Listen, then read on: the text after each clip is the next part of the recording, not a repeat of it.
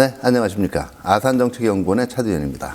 금년 11월 14일 발리에서 열린 미중 정상회담에서 바이든 대통령이 계속되는 북한의 핵미사일 위협에 대해서 중국이 긍정적인 영향력을 행사할 필요가 있다라고 언급을 하자 시진핑 대통령은 북한의 정당하고 합리적인 우려를 무시한 것이 문제의 원인이라는 취지의 발언을 한 바가 있습니다.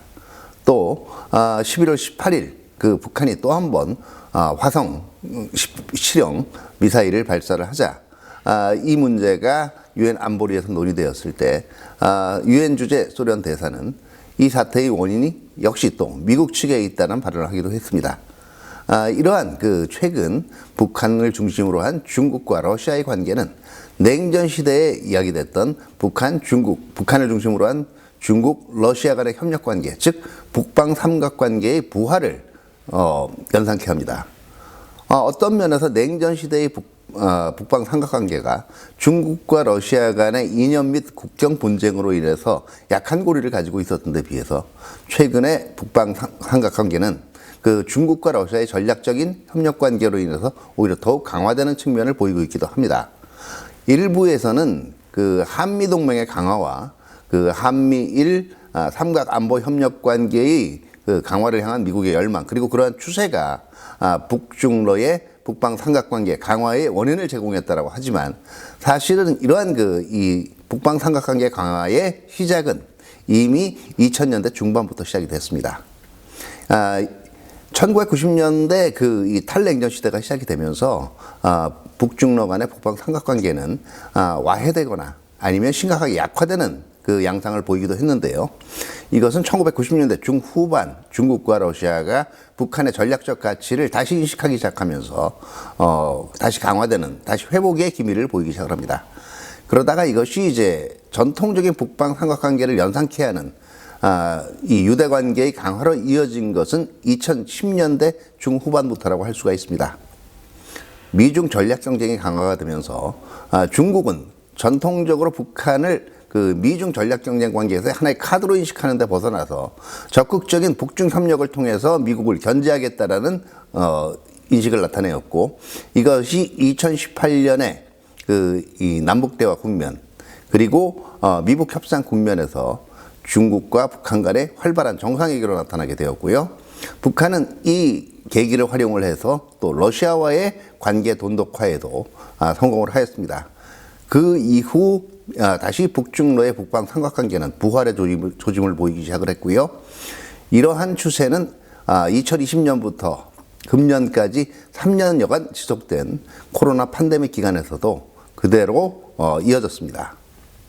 이러한 이러한 추세가 그대로 북한의 핵미사일 도발에 대한 중국과 러시아의 은근한 지원 혹은 국제적 비난으로부터의 이 북한 옹호로 이어지게 되었는데요.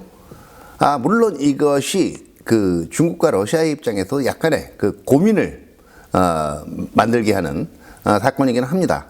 왜냐하면 중국과 러시아도 자신들도 참여하고 있는 국제 비확산 체제 자체가 완전히 무너지는 걸 원하지 않고, 북한의 핵미사일 개발은 북한 국제 비확산 체제에 대한 중요한 위협 요소이기 때문입니다.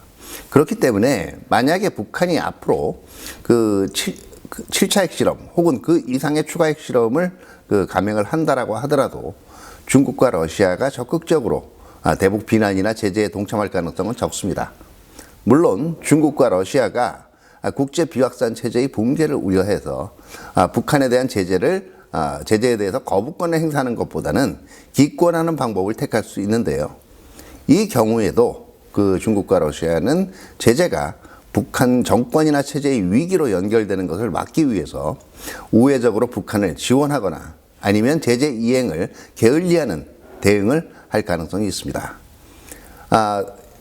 물론 세계 국제관계 차원에서는 이런 북방 삼각관계가 서로의 복잡한 이해관계로 인해서 제대로 작동하지 않을 수 있습니다. 그러나 한반도 문제에 관한 한 중국과 러시아가 북방 삼각관계에 참여함으로써 감수해야 될 피해나 희생이 비교적 적고, 또한 북한, 중국, 러시아 3개 핵미자 모두가 한미동맹의 약화 혹은 와해, 그리고 한반도 문제에 있어서의 북한 주도권을 지원하고 있는 형상이기 때문에 2023년에도 한반도 문제 해결, 특히 비핵화 문제에 관한 북한, 중국, 러시아는 같은 노선을 표방할 가능성이 큽니다.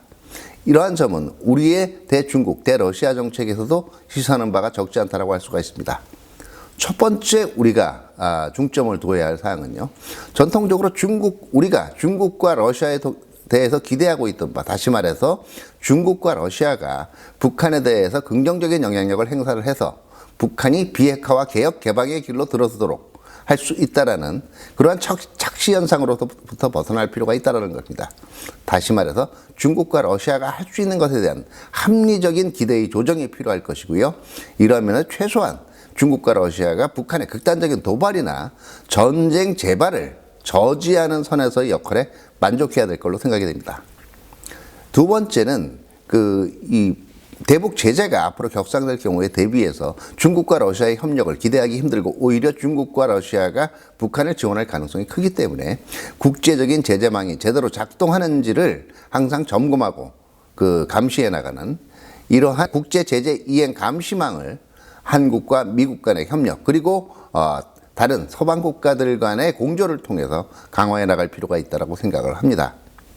마지막으로 최근 한미 간에 논의되고 있는 확장 억제의 실물적인 조치, 구체적인 조치와 연계를 해서 북한의 추가적인 핵미사일 위협 시연이 있을 경우에는 한반도를 중심으로 한 이 동북아시아 지역에 미국의 전략 자산을 증대시키는 방안도 적극 추진할 필요가 있습니다. 이러한 우리의 대응은 중국과 러시아로 하여금 그들이 북한을 계속 옹호할 경우 오히려 동북아시아 내에서 그들한테 불리한 전략 구도가 형성될 수 있다는 인식을 심어줌으로써 북한의 극단적인 무력 시위나 혹은 도발을 방지할 수 있는 하나의 안전판 역할을 할 수 있을 걸로 기대됩니다. 감사합니다.